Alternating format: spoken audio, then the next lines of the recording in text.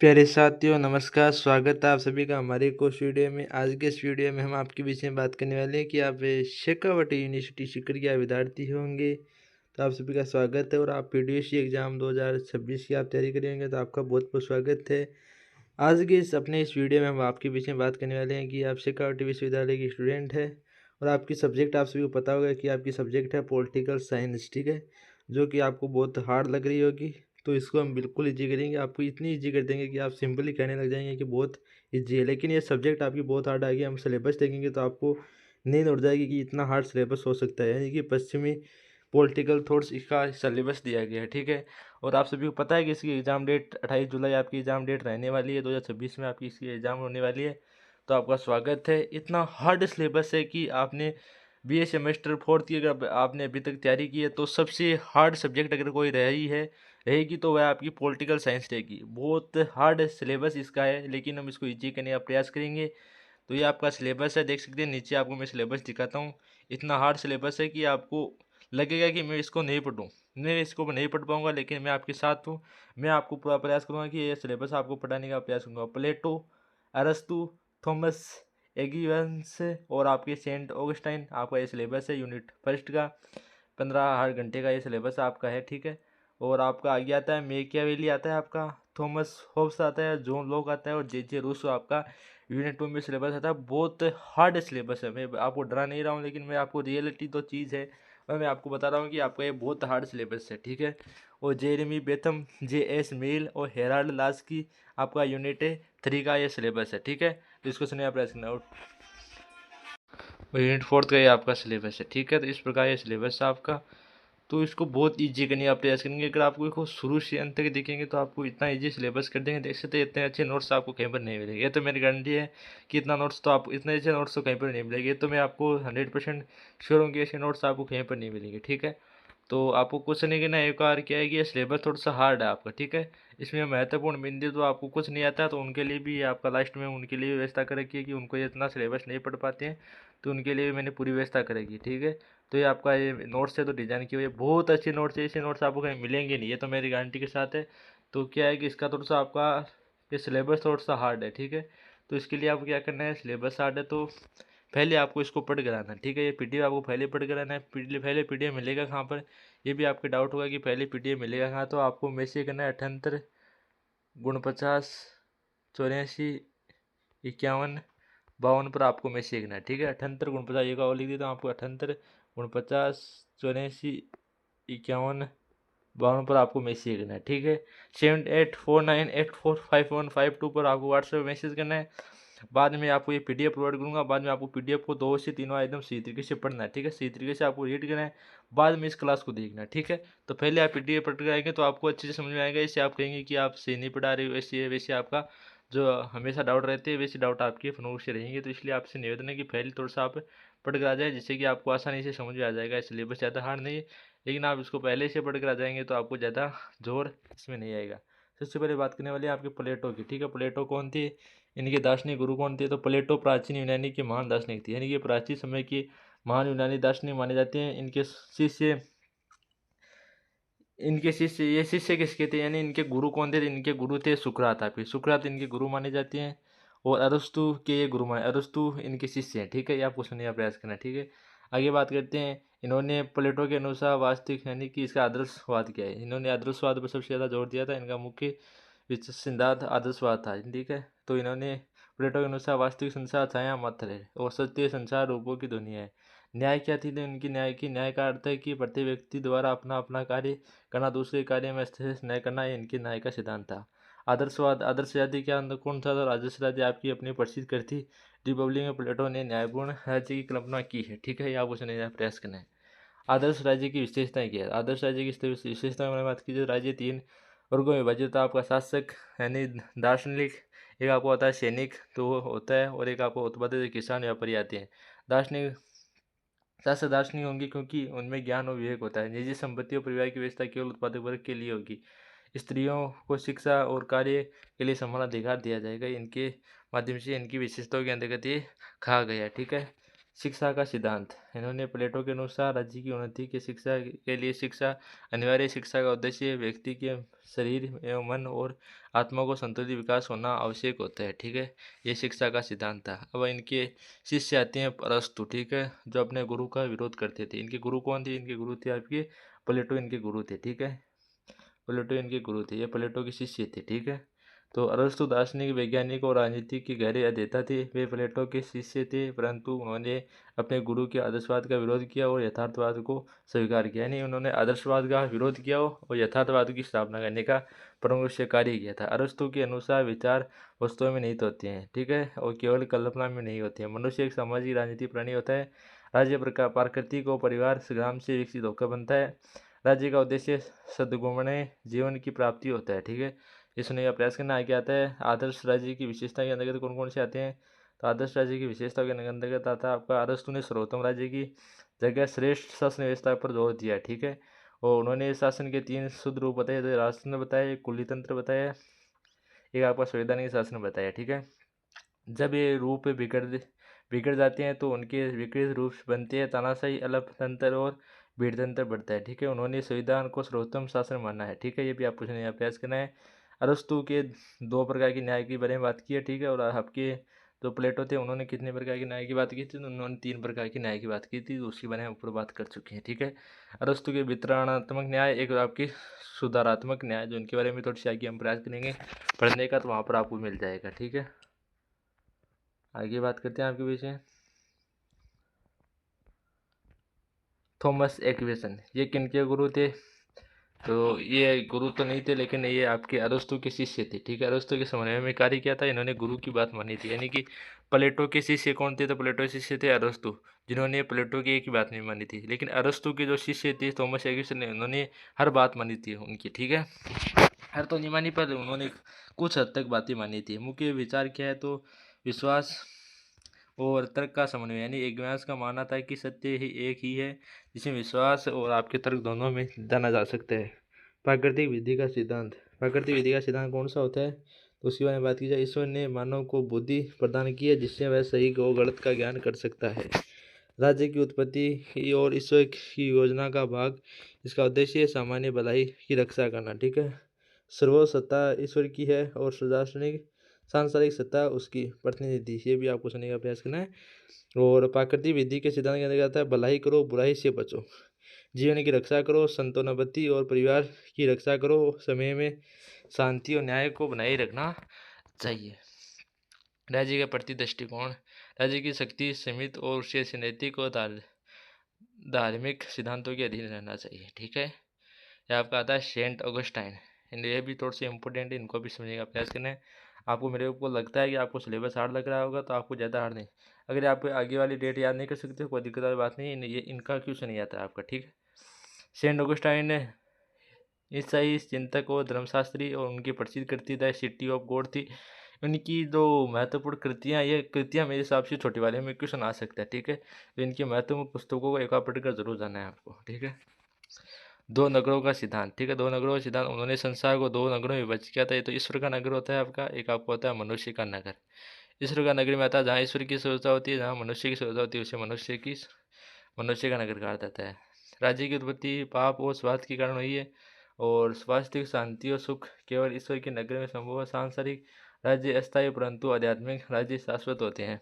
राज्य के प्रति दृष्टि। ऑगस्टाइन के अनुसार सांसारिक राज्य का उद्देश्य केवल बाहरी व्यवस्था बनाए रखना, न कि मनुष्य को सच्चा दुख देना।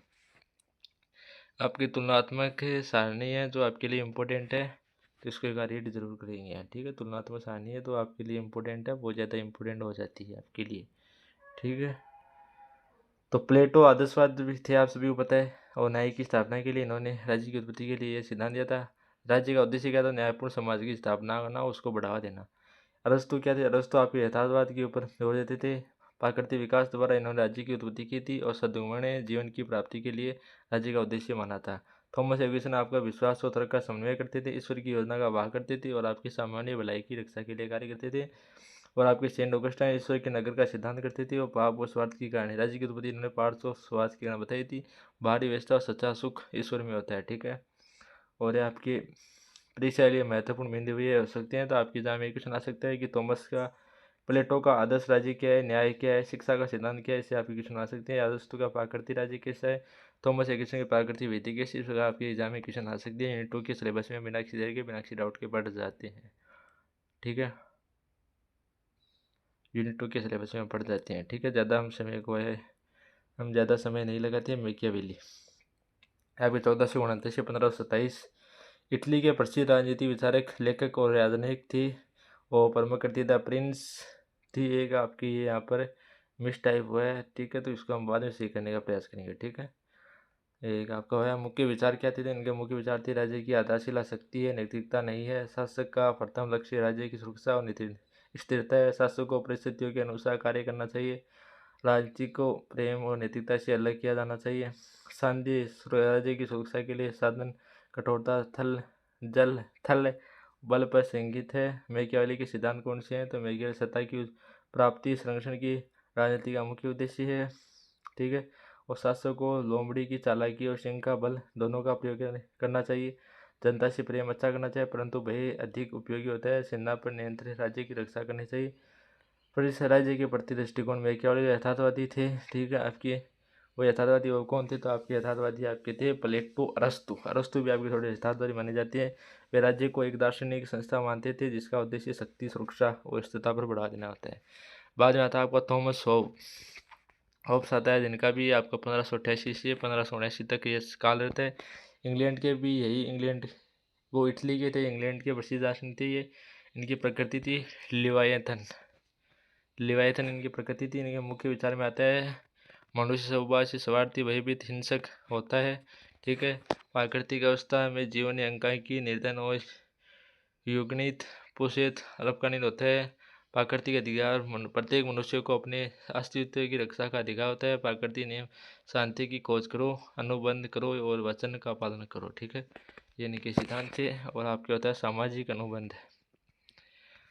लोग अपनी शक्ति को अधिकार एक सार्वजनिक सत्ता को सौंप देते हैं। एक सत्तापूर्ण और सर्वोच्च मानी जाती है। ठीक है, और आपके राज्य का निर्माण, सुरक्षा, शांति के लिए किया जाना अनुबंध होता है। चाहे शासक अच्छा हो या बुरा, उसकी रक्षा, आगे का पालन करना आवश्यक होता है। राज्य के प्रति दृष्टिकोण होब्स को एक करते व्यक्ति और लिवायथन अर्थात विशाल शक्ति मानते हैं जो अर्थव्यवस्था बनाए रखता है।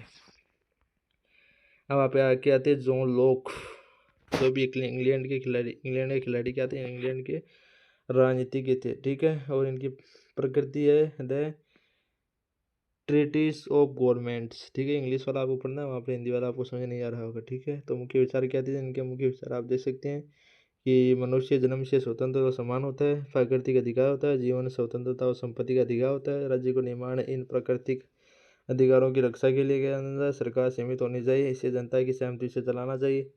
सामाजिक अनुबंध, लोग अपनी सहमति से सरकार बनाते हैं। सरकार जनता के प्रति उत्तरदायी होती है। राज्य के दृष्टिकोण, लोग राज्य को जनता के अधिकारों की रक्षा के लिए आवश्यक संस्था मानते हैं। जैसे आपके जंतर मंतर में अभी जो प्रोटेस्ट हुआ, उसमें स्टूडेंट्स की विजय हुई, आपके धर्मेंद्र प्रधान जी ने आपका इस्तीफा दे दिया। ठीक है, इस प्रकार आपको जनता को अधिकार है अपने अधिकारों को चुनने का। फ्रांस के दार्शनिक कौन थे, तो प्रमुख करते थे आपके द सोशल कॉन्ट्रैक्ट है, द सोशल कॉन्ट्रैक्ट अपील, इनके दो प्रमुख कृतियाँ थी, ये मानी जाती है। आगे बात करते हैं इनके मनुष्य स्वभाव से अच्छा होता है और समाज और सभ्यता उसे भ्रष्ट करती है। प्राकृतिक अवस्था में मनुष्य स्वतंत्र और शांतिप्रिय था। संपत्ति की उत्पत्ति के साथ असमानता और शोषण शुरू हुआ। सच्ची स्वतंत्रता वही है जो सामान्य इच्छा के अधीन हो। राज्य का आधार जनता की सामान्य इच्छा है, न कि शासन की इच्छा। सामाजिक अनुबंध, प्रत्येक व्यक्ति अपनी स्वतंत्रता को अधिकार और सामान्य इच्छा को सौंप देता है। इस अनुबंध के बाद व्यक्ति स्वतंत्र रहते हुए भी सामूहिक रूप से बंधे रहते हैं। सामान्य इच्छा की ही कानून का स्रोत और सब लाभ पर लागू होती है। राज्य के प्रति दृष्टिकोण के साथ रूसो का आदर्श लोकतांत्रिक गणराज्य है, जिसे जनता स्वयं शासन करती है और समानता को बनाए रखने का कार्य करती है। ठीक है, ये नीचे वाले भी आपके लिए इम्पोर्टेंट है। तुलनात्मक सारणी है, जिसे हमने बात की थी कि आपके लिए इम्पोर्टेंट होती है। तो मैकियावेली के जो स्वार्थी और आश्रय इनकी स्वभाव था, सभी को पता है। ठीक है, और शक्ति और विजय की इनके राज्य की उत्पत्ति मानी जाती है। सत्ता और स्थिरता इसकी मानी जाती है। शासक की शक्ति सर्वापरि मानी जाती है। थॉमस होबे आपके स्वार्थी भयभीत थे, इनको डर लगता था और सामाजिक अनुबंध द्वारा राज्य की उत्पत्ति होती है और सुरक्षा और शांति आपका राज्य का उद्देश्य है और सरल सत्ता संपन्न आपका शासक सरकार की प्रकृति होती है। जो लोग आपके योग्य संगत और राजतंत्र थे, जनता की सहमति से और अधिकारों की रक्षा करते थे और सीमित सरकार और सदा सरकार के ऊपर कार्य करते थे। जे रूप से आपके प्राकृतिक रूप से अच्छा था, सामान्य इच्छा के आधार पर और आपके सामान्य भलाई और समानता लोकतांत्रिक गणराज्य के इस अधिकार की माने जाती है। ठीक है, ये नीचे वाला भी आपके इंपॉर्टेंट है, तो इसको एक बार जरूर रीड करके जाना है। नीचे आपके क्वेश्चन आते रहते हैं। ठीक है, बात करते हैं आपके यूनिट 3 के सिलेबस के बारे में, जो कि थोड़ा सा बड़ा लग रहा है आपको, लेकिन इसको छोटा भी कर देंगे। आपको आता है जेरी बेथम। ठीक है, जेरी बेथम क्या आता है, तो जेरी बेथम ने उपयोगितावादी के प्रवर्तक थे और उपयोगितावाद का जनक माना जाता है इनको। ठीक है, ये आपको सुनिए अभ्यास करना है। इनके मुख्य विचार में आता है, उनका सिद्धांत है अधिकतम लोगों की अधिकतम सुख देना। मनुष्य स्वभाव से सुख चाहता है और दुख से बचना चाहता है। नैतिकता का आधार उपयोगिता है, जो अधिकतम सुख से ही सुख दे वही सही है। राज्य का उद्देश्य लोगों को सुरक्षा और कल्याण को बढ़ाना है। कानून बनाने में उपयोगिता का मुख्य आधार होना चाहिए। उन्होंने दंड व्यवस्था का विरोध किया है और सुधारात्मक दंड की वकालत की है। ठीक है, आगे बात करते हैं आपके बीच में उपयोगितावाद का सिद्धांत। ठीक है, तो सुख और दुख के बीच का सुख और दुख के कमी के परिणाम कोई भी कार्य सही है यदि वह अधिकतम लोगों को अधिकतम सुख दे। सुख की मात्रा, अवधि, निश्चिंतता, निकटता और फलदायकता और पवित्रता को मापने के आधार है। और आगे बात करते हैं आपके विषय राज्य के विचार। ठीक है, तो राज्य एक कृत्रिम संस्था है जो जनहित के लिए बनाई गई है। राज्य का कर्तव्य शांति, सुरक्षा, कानून व्यवस्था और लोक कल्याण सुनिश्चित करना है, यह आपको माना जाता है। ठीक है, आपके आगे आते हैं जॉन स्टूअर्ट मिल। ये भी आपके लिए इम्पोर्टेंट है। 1886-1876 के बीच में इनका कार्यकाल रहता है। जे.एल. उपयोगितावाद के प्रमुख व्याख्याता और आपके स्वतंत्रता के समर्थक थे। मुख्य सिद्धांत में आता है सुख का सिद्धांत होता है आपका एक, तो उन्होंने उपयोगितावाद के स्वीकार किया, परंतु सुख को उच्च और निम्न वर्ग में बांटा। उच्च सुख और निम्न सुख के श्रेष्ठ होते हैं। स्वतंत्रता का सिद्धांत व्यक्ति को अपनी बात करने, रखने और विचार करने और जीवन जीने की स्वतंत्रता होनी चाहिए, जब तक वह दूसरों को हानि न पहुंचे। प्रतिनिधिक सरकार जनता की भागीदारी और चुनाव पर आधारित शासक का समर्थन करती है। शिक्षा महत्व शिक्षा व्यक्ति के समग्र विकास का समाधान है। स्त्री पुरुष समानता के फर्क स्तर माने जाते हैं। ठीक है, स्वतंत्रता का सिद्धांत के साथ व्यक्ति को विचार, अभिव्यक्ति और आचार और संघ बनाने की स्वतंत्रता होनी चाहिए। राज्य या समाज को केवल उसी समय अस्त-व्यस्त करना चाहिए जबकि किसी स्वतंत्रता से दूसरों को नुकसान ना पहुंचाए। राज्य के बारे में सोच ये आपके लिए इम्पोर्टेंट है। अब आगे बात करते हैं आगे हेराल्ड जे लॉस्की। इनकी आपके छोटे वाले क्वेश्चन में इनके क्वेश्चन आने के चांस रहेंगे। मैंने कहा था ना बहुत हार्ड आपका सिलेबस है, आपको इजी लग रहा होगा लेकिन इजी आपका सिलेबस नहीं है। ठीक है, लॉस्की एक आधुनिक राजनीतिक विचारक थे। उन्होंने बहुलवाद और लोकतंत्रवाद के उदारवाद की समर्थन किया था। ठीक है, ये बहुत आपका इजी सिलेबस नहीं है लेकिन हार्ड है आपका थोड़ा बहुत। बहुलवाद समाज में अनेक संस्थाएं, परिवार, धर्म, ट्रेड यूनियन, विश्वविद्यालय, व्यावसायिक संगठन आदि है जिनकी अपनी शक्ति और अधिकार होते हैं। राज्य श्रेष्ठ नहीं होता, वह इन संस्थाओं से केवल एक है। व्यक्ति का महत्व व्यक्ति समाज की विभिन्न संस्थाओं से जुड़ा होता है और राज्य पर निर्भर रहता है। लोकतंत्र का उद्देश्य सामाजिक और आर्थिक विकास समानता करना है। समाजवाद के समर्थक थे और संपत्ति के असमान वितरण को विरोध किया है। अधिकारों के और राज्य प्रधान नहीं माना है बल्कि उन्हें सामाजिक वरीयता परिणाम दिया गया है। ठीक है, और राज्य के बारे में विचार, तो राज्य सर्वशक्तिमान नहीं है, वह समाज की एक संस्था माना जाता है। राज्य का कार्य तो न्याय, स्वतंत्रता, कल्याण की रक्षा करना होता है। लोकतांत्रिक समाज शक्ति का विकेंद्रीकरण आवश्यक है। अंतर्राष्ट्रीय संगठन विश्व शक्ति के वक्तव्य माने जाते हैं। ठीक है, आगे बात करते हैं इनकी प्रमुख कृतियाँ आती है। तो आपको आता है ग्रामर पॉलिटिकल्स, आपकी आती है liberty and the modern state 1930 में। एक आपकी आती है authority and the modern state 1940, ये आपकी आती है, इम्पोर्टेंट है। इनके सिद्धांत क्या थे, इनके उपयोगितावाद के सिद्धांत पर जोर दिया था इन्होंने। अधिकतम लोगों का सुख देना। राज्य के बारे में क्या कहा था इन्होंने, राज्य के बारे में राज्य लोक कल्याण के लिए अवस्थित संस्था है। उपयोगिता के जनक माने जाते हैं, दंड और सुधारक के समर्थक माने जाते हैं। उपयोगिता संगठनता और उच्च सुख का सिद्धांत मानते हैं। सीमित सरकार और प्रतिनिधिक शासन मानते हैं। ऑन लिबर्टी के लेखक और अहमियता के समर्थन माने जाते हैं। बहुलवाद, समाजवाद और लोकतांत्रिक समानता और राज्य का सर्वशक्तिमान का शक्ति का केंद्रीकरण किया और बहुलवाद के प्रमुख विचारक माने जाते हैं। ठीक है, ये आपके माने जाते हैं। इस प्रकार आपका होता है सिलेबस। यूनिट 3 का भी कंप्लीट। यूनिट 4 के सिलेबस के बारे में बात कर लीजिए। आपको ज़्यादा हम परेशान न करते हुए यूनिट 4 के सिलेबस में भी हम बिना किसी देर के, बिना किसी डाउट के बढ़ जाते हैं। प्यारे साथियों, उम्मीद करते हैं कि आपको क्लास सही तरीके से समझ में आ रही होगी। तो वीडियो को लाइक, शेयर, कमेंट करते हुए आगे बढ़ते रहे, जिससे कि हमें मोटिवेशन मिलता रहे। ग्रीन एक प्रमुख आदर्शवादी और उदारवादी विचारक थे। उन्होंने स्वतंत्रता को सकारात्मक रूप से व्याख्यायित किया है। राज्य को नैतिक एवं आध्यात्मिक विकास का साधन माना है। ठीक है, ग्रीन के अनुसार स्वतंत्रता व्यक्ति का उन बाधाओं से मुक्त होना है, उसके नैतिक और बौद्धिक विकास में रुकावट होता है। स्वतंत्रता केवल नकारात्मक और केवल होती है, और राज्य का उद्देश्य व्यक्तियों के नैतिक और आध्यात्मिक विकास की सहायता करने में है, और व्यक्ति समाज का अंग है, इसलिए इसका कल्याण सामाजिक कल्याण से जुड़ा हुआ है। ठीक है, ये भी आपको सुनने का प्रयास करना है। कानून एक नैतिक इच्छा का व्यक्तित्व है, और जो समाज की सामान्य हित की रक्षा करता है। राज्य के बारे में विचार। राज्य एक नैतिक संस्था है। राज्य का कार्य व्यक्तियों को उनके उच्चतर कल्याण के लिए आवश्यक परिस्थितियाँ प्रदान करना। राज्य को शिक्षा, स्वास्थ्य, श्रम, सुरक्षा आदि में सक्रिय भूमिका निभानी चाहिए। G.N.W. हीगल। तो हीगल जर्मन के आदर्शवादी के प्रमुख दार्शनिक थे। उन्होंने इतिहास, समाज, राज्य, कानून को विकास की दंडात्मक प्रक्रिया में समझाया है। वास्तविक एक दंडात्मक प्रक्रिया द्वारा विकसित होती है, जिसमें थॉमस एडिसन आपके आते हैं। व्यक्ति की स्वतंत्रता की राज्य ही में पूर्ण होती है, क्योंकि नैतिक विचार होता है। ठीक है, और इतिहास, बुद्धि की प्रकृति आपके सभी इम्पोर्टेंट है। ठीक है, राज्य के बारे में उन्होंने कुछ कहा है कि राज्य की ईश्वर की पृथ्वी पर मूर्त स्वरूप है। व्यक्ति की सच्ची स्वतंत्रता और राज्य में सौभाग्यता मिलती है। ये इनके प्रमुख ग्रंथ थे, प्रमुख कृतियाँ इनकी थी। ये आपकी थी फिलोसफी ऑफ राइट्स।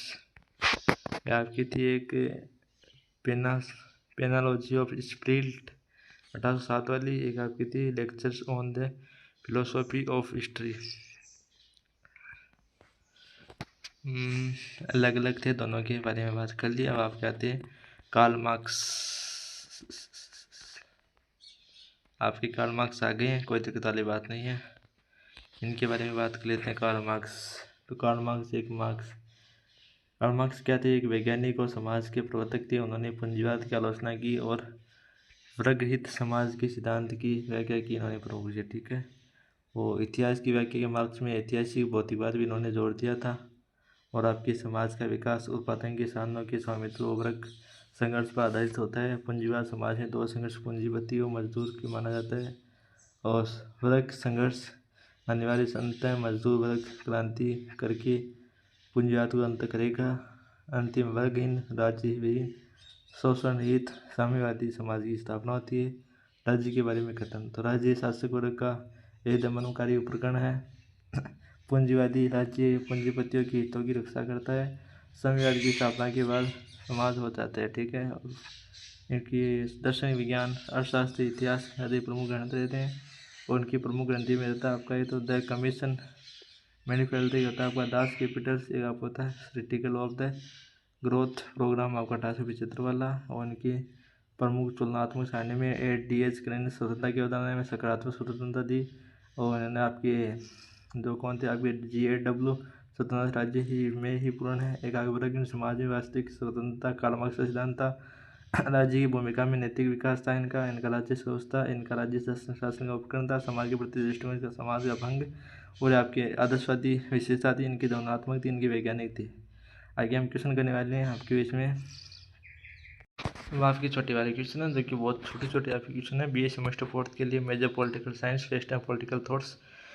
10 क्वेश्चन आपके आती है, 2 से 3 लाइन वाली। प्रत्येक क्वेश्चन 2 नंबर का आता है, आप सभी को पता है। तो उन्हीं को हम हैंड राइटिंग नोट्स के रूप में आपके बीच में ले जाएंगे। प्रयास किए, क्योंकि हम आपके बीच में प्रयास करते हैं, लेकिन पिछले कुछ समय में आपको भी पता है कि हमने क्लासेस बहुत कम प्रोवाइड की है, क्योंकि मेरा थोड़ा सा फिजिकल है एक, उस फिजिकल की मैं तैयारी कर रहा हूँ, तो इसलिए मैं आपकी थोड़ी सी क्लासेस कम कर पा रहा हूँ, क्योंकि मेरा पेपर क्वालिफाई हो गया है तो इसलिए मैं थोड़ी सी फिजिकली की तैयारी के लिए लग रहा हूँ।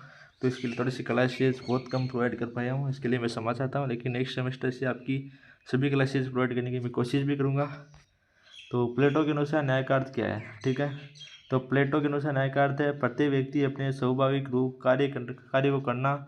जब राज्य में हर वर्ग अपना कार्य करता है और दूसरों के कार्य में हस्तक्षेप नहीं करता, तब राज्य में न्याय की स्थापित हो जाती है। यानी कि प्लेटो के अनुसार न्याय का ये कहना था कि प्रत्येक व्यक्ति अपना कार्य करता है, ठीक है। जब राज्य में हर वर्ग अपना कार्य करता है और दूसरों के कार्य में कोई हस्तक्षेप नहीं करता है, तो यही आपकी न्याय मानी जाती है। इसी प्रकार न्याय की स्थापना हो सकती है। नेक्स्ट क्वेश्चन आपका आता है कि अरस्तु ने राज्य को किस रूप से परिभाषित किया। तो अरस्तु ने राज्य को मनुष्य की सर्वोच्च भलाई के लिए बना एक सौभाग्य संघ है। राज्य का उद्देश्य नागरिकों के नैतिक और बौद्धिक विकास को सुनिश्चित करना है, ये माना जाता है, ठीक है। यूनिट फर्स्ट का क्वेश्चन आपका। तो इनने जो मैं बता रहा हूँ ना, इनमें से आपका 100% मैं श्योर हूँ कि आपका क्वेश्चन यहीं से पक्का आएगा, ठीक है। एक क्वेश्चन आपका आएगा प्लेटो के अनुसार न्याय क्या है, तो आप लिख कर आ जाना, ये सेम डिटो वाला। एक आपका रहेगा राज्य, अरस्तु ने राज्य को किस रूप से परिभाषित किया है, तो मनुष्य के सर्वोच्च भलाई के लिए बना एक स्वाभाविक संघ है। राज्य का उद्देश्य नागरिकों के नैतिक और बौद्धिक विकास के सुनिश्चित करना होता है, ठीक है। और थॉमस एग्वेसन, इनकी प्राकृतिक विधि का सिद्धांत मुख्य विचार क्या है, ठीक है। तो एग्वेसन के अनुसार प्राकृतिक विधि ईश्वर की शाश्वत विधि का मानव बुद्धि में प्रतिबंध है। यह वह एक नैतिक नियम है जिसे सभी मनुष्य स्वभावतः सही या गलत के रूप में समझ सकते हैं, ठीक है। ये आपके लिए इम्पोर्टेंट है, इसको हल्के में नहीं लेना है, ठीक है। मैकियावेली वाला आ गया आपका यूनिट 2 के जो नोट्स है क्वेश्चन है वो आ गए, ठीक है। तो मैकियावेली भी आपका क्वेश्चन आ सकता है। तो यानी कि आपके चारों यूनिट के मिक्स में छोटी वाले 10 क्वेश्चन आते हैं, तो उन्हीं को मैंने डिजाइन करने का प्रयास किया। और मैं आपकी से उम्मीद भी चाहता हूँ कि 2 से 3 क्वेश्चन आपके सेम डिटो यहाँ से आ भी सकते हैं। मैकियावेली के अनुसार राजनीति का मुख्य उद्देश्य राज्य की शक्ति और सुरक्षा को बनाए रखना है। शासक को व्यवहारिक चतुर परिस्थितियों के अनुसार निर्णय लेना चाहिए, आपका मैकियावेली के अनुसार कहना है। आगे आपका आता है थॉमस होब्स के सामाजिक संविदा सिद्धांत का मुख्य आधार क्या है। तो थॉमस होब्स के अनुसार प्राकृतिक अवस्था में जीवन सबके विरुद्ध युद्ध की स्थिति है। अपनी सुरक्षा के लिए लोग अपनी शक्तियों का एक स्वरूप सत्ता को सौंप देते हैं, जिसे वह सामाजिक संविदा कहते हैं, ठीक है। और आपका आता है जॉन लॉक के अनुसार मनुष्य के 3 प्राकृतिक अधिकार है, जीवन, स्वतंत्रता और संपत्ति। और राज्य का निर्माण इन अधिकारों की रक्षा के अंतर्गत होता है। आगे आपका आता है जे रूसो के अनुसार सामान्य इच्छा क्या है। तो सामान्य इच्छा वह सामूहिक इच्छा है जो समस्त नागरिकों के सामान्य हित को व्यक्त करती है। यह व्यक्तिगत इच्छाओं से भिन्न होकर सामान्य भलाई का साधन है, ठीक है। जेरेमी बेंथम ने उपयोगिता का मुख्य विचार किया है। तो मुख्य विचार का साधन जेरेमी बेंथम के अनुसार अधिकतम लोगों का अधिकतम सुखी, नैतिक और राजनीतिक निर्णय का अधिकार होना चाहिए। यह उपयोगिता का मूल सिद्धांत है। T H